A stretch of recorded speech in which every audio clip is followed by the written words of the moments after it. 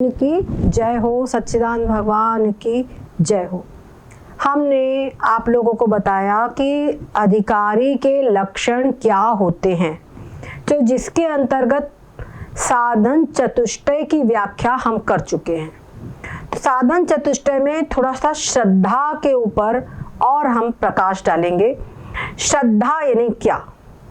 श्रद्धा का अर्थ होता है जो बिना तर्क की, अरे पहले एक चीज होती विश्वास, और जो विश्वास परिपक्व हो जाता है वो स्थान होता है श्रद्धा का। जैसे मान लीजिए कि हमको किसी पे विश्वास है कि वो ऐसा नहीं करेगा, लेकिन वो विश्वास में अभी तर्क बाकी है कि क्या पता कभी गड़बड़ का, परीक्षण बाकी है अभी, तो अभी वो विश्वास है। पर जब परीक्षण हो गया है, अब पूर्ण रूपेण बिल्कुल विश्वास हो गया, विश्वास जीत गया है, वो जो परिस्थिति होती है, वो जो स्थिति है, उसका नाम है श्रद्धा। उस समय पर आंख मूंद कर विश्वास हो जाना। जैसे आपके यहाँ कोई नौकर हो, बहुत पुराना हो जाए, कभी कोई उसने गड़बड़ी नहीं किया, कोई बेईमानी नहीं किया, हमेशा आपका हित चाहा, बहुत बहुत पैसे आपके रखे रहे, तब भी उसने उसको आपको उठा करके दे दिया, या जो है जैसा का तैसा आपका पड़ा हुआ है, तो वो विश्वास आपका बिल्कुल पक्का हो जाता है।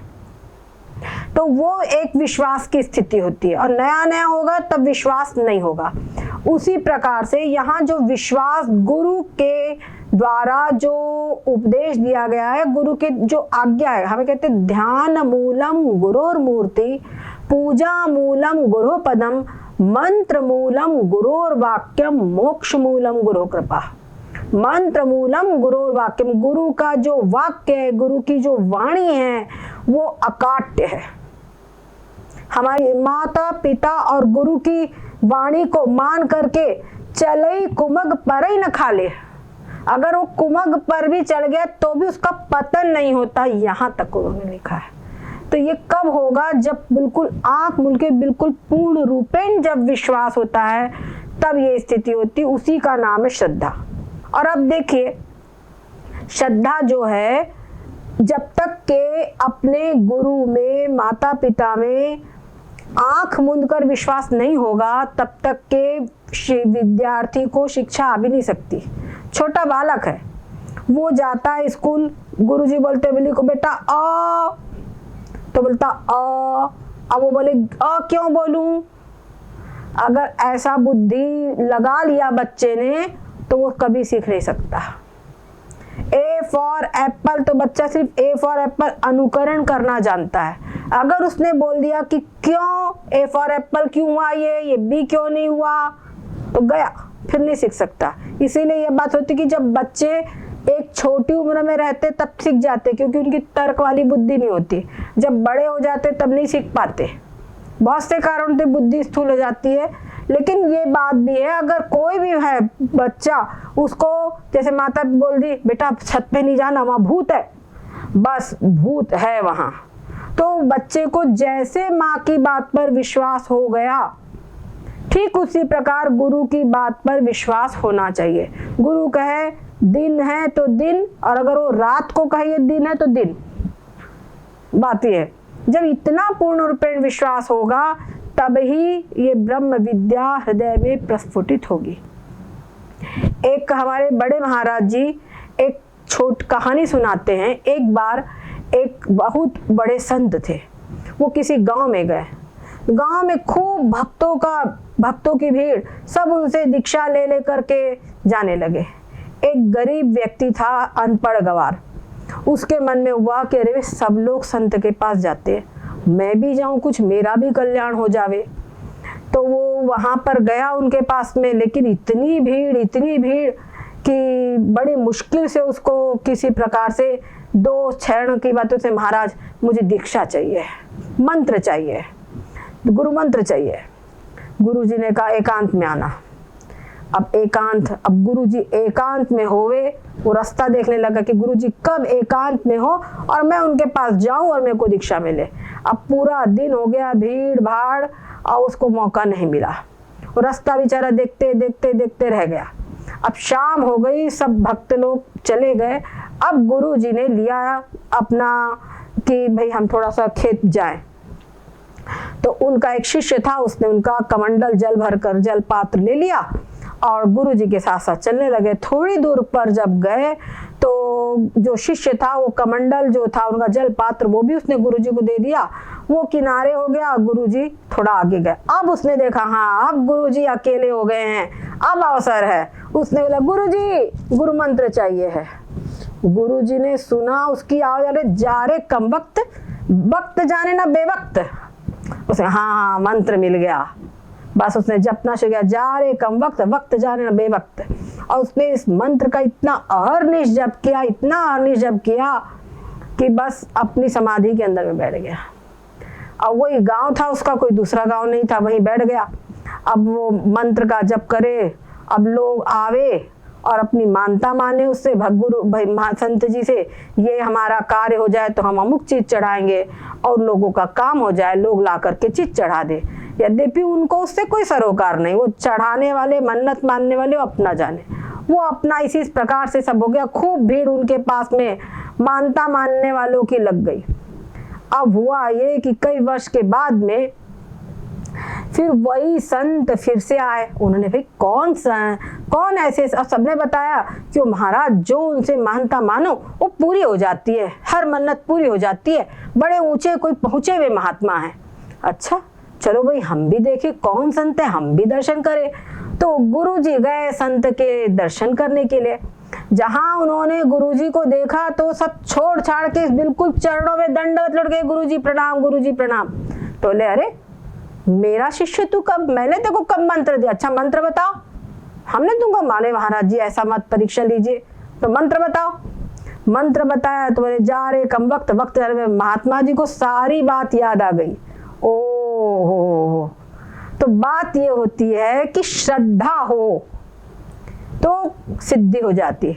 कवन्यु सिद्धि की बिनु विश्वासा, जब तक हमको डॉक्टर से हम दवाई लेने जाते हैं, अगर हमारे मन में शंका हो पता नहीं ये दवाई से हमारे को लाभ होगा कि नहीं होगा, पता नहीं दवाई से हमको भी नुकसान न कर जाए, तो दवाई हम ले ही नहीं पाएंगे। और लेंगे भी तो शंका के मारे कुछ ना कुछ रिएक्शन जरूर हो जाएगा।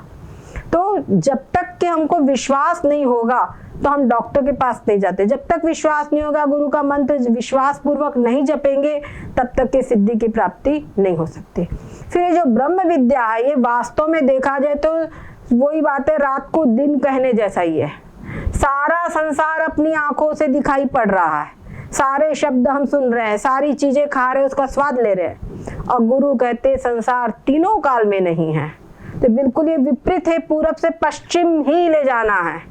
ऐसा ही ये ब्रह्म विद्या है पूरा। तो गुरु के ऊपर बिना विश्वास के, बिना श्रद्धा के ये कभी हो ही नहीं सकता। जो परिपक्व विश्वास है, विश्वास की जो अंतिम भूमिका है, अंतिम सीढ़ी है, वो है श्रद्धा।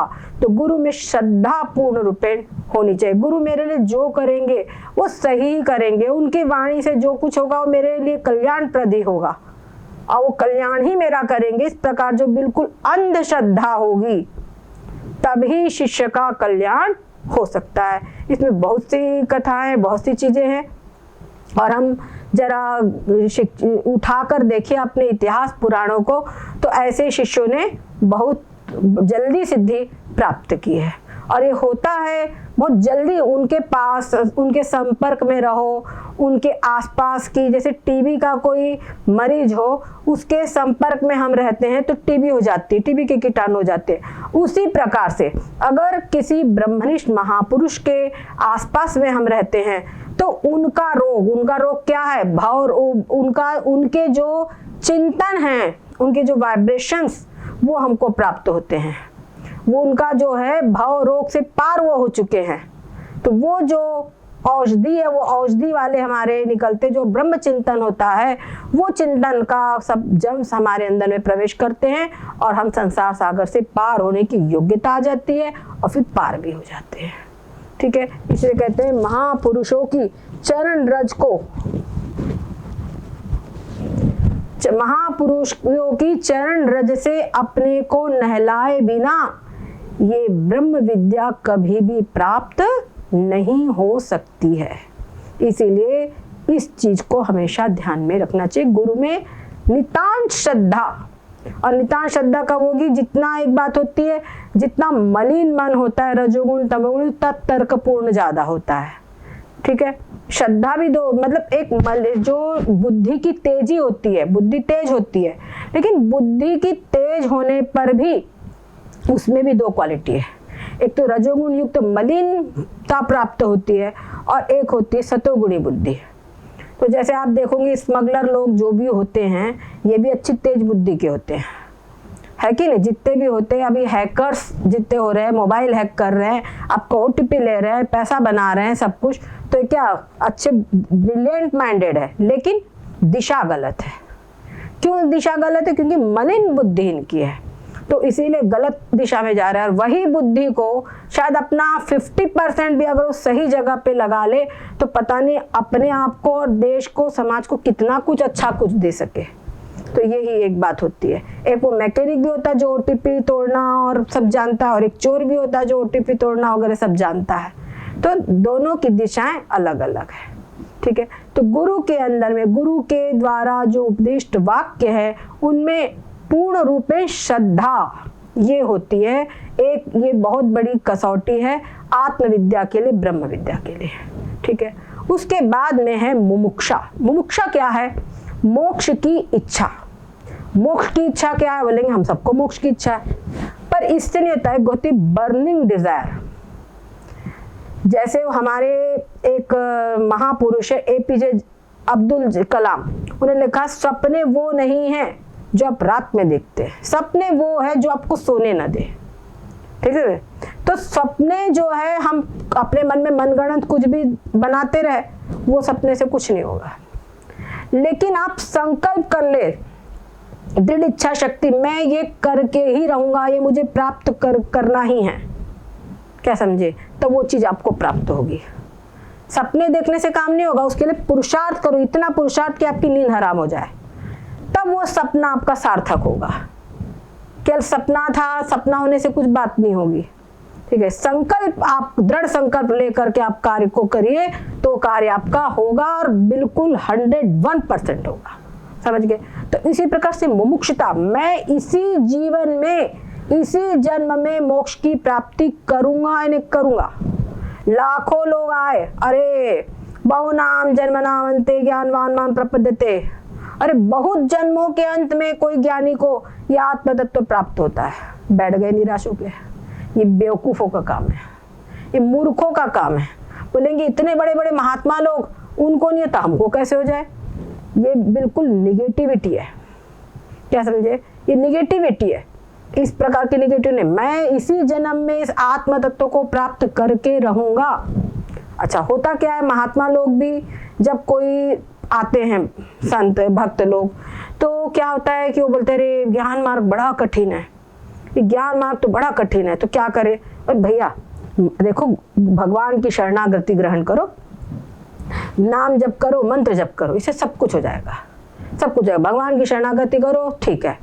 भगवान की शरणागति कहते हैं, भगवान की शरणागति ग्रहण करना और फिर भगवान पर पूर्ण रूप में निर्भर हो जाओ, पर ये बहुत कठिन है। भगवान पे आप पूर्ण रूप में निर्भर हो जाओ, ये बोलना सरल है, और फिर अकर्मण्य बन जाए और बोले भगवान सब कुछ करे, ऐसा नहीं।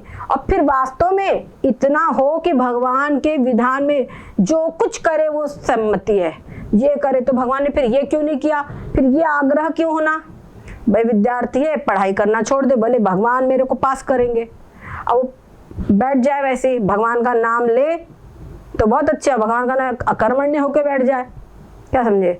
अगर वास्तव में भगवान के विधान में विश्वास है तो फेल होने पर भी कोई शिकायत नहीं होनी चाहिए, है ना?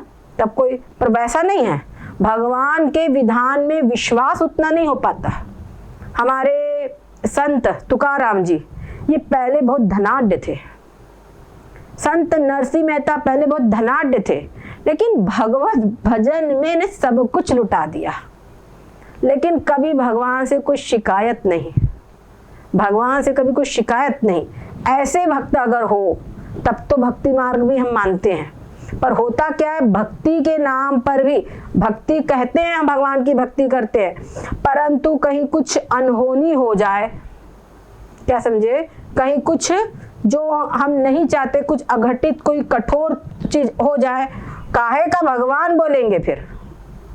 भगवान कुछ नहीं, हमने भगवान को मानना छोड़ दिया, इतना हम पूजा पाठ कर रहे हैं, इतना सब कुछ धर्म कर्म कर रहे हैं, जितना करो उतना ही ज्यादा मुसीबतें आती है। तो ये क्या भगवान की भक्ति है?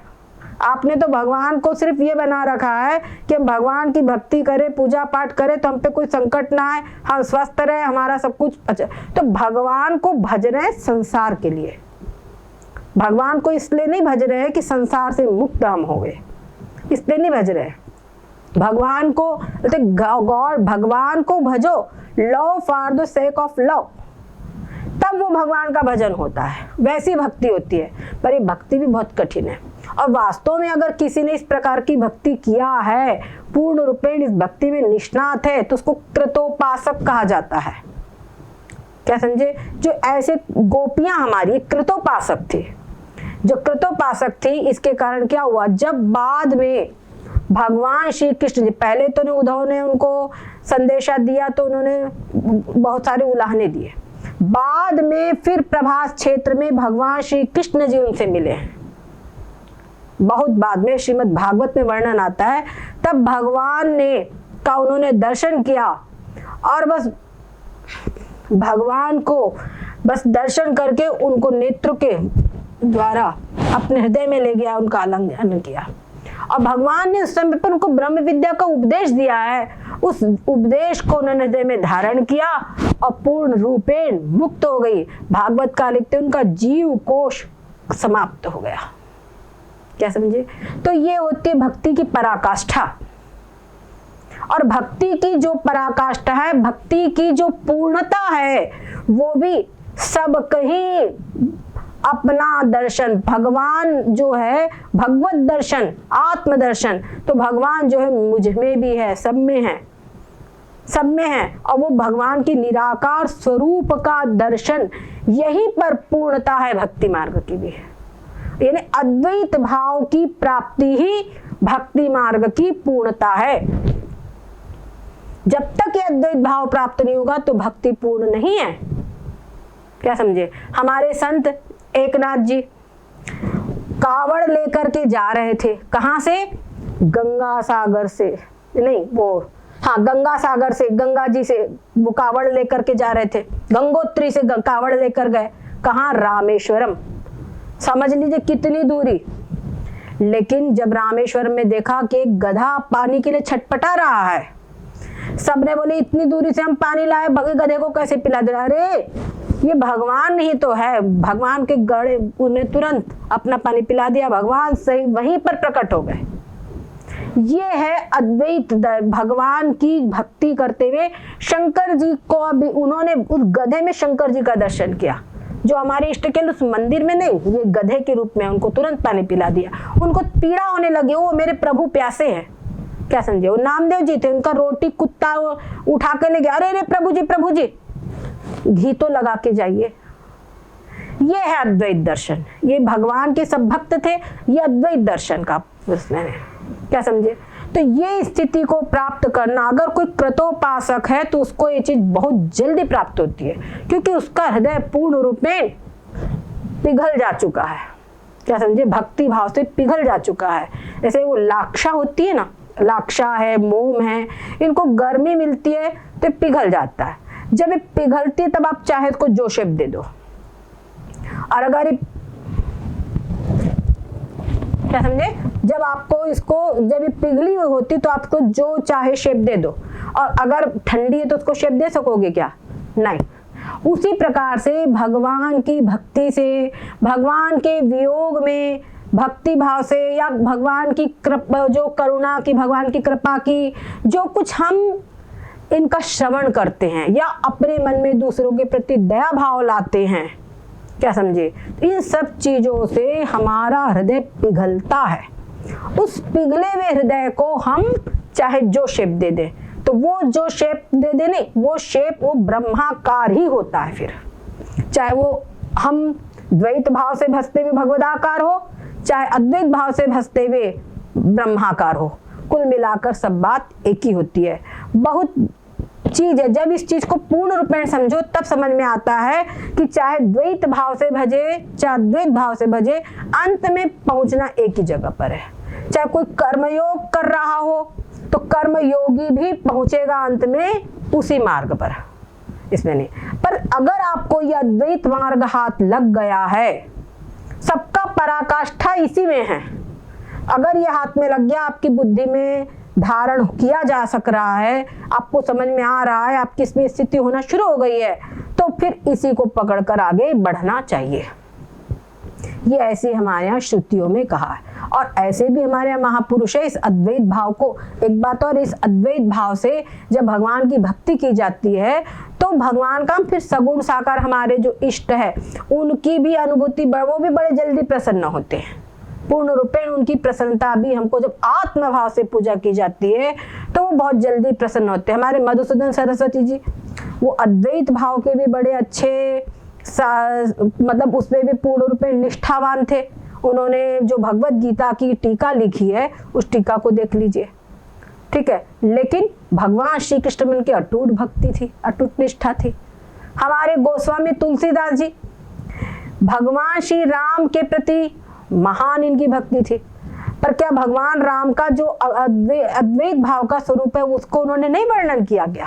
जरा उसका आप मंगलाचरण देख लीजिए रामचरितमानस का, रज्जौ यथा हे ब्रह्मा, लिख देना, या पहली स्टार्टिंग का उसका मंगलाचरण देख लीजिए, आपको समझ में आ जाएगा। तो कुल मिलाकर इसी के अंदर में स्थित होना है।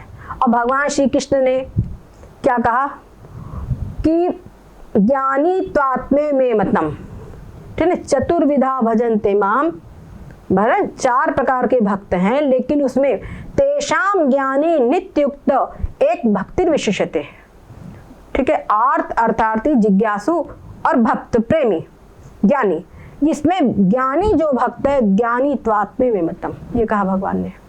अच्छा, कुछ लोग क्या बोलते हैं, ज्ञान भगवान कहते हैं जो भक्त है वो भक्त, तो भक्त जो भगवान के सदा करो तिनकी रखवारी, जिम बालक राखे महतारी।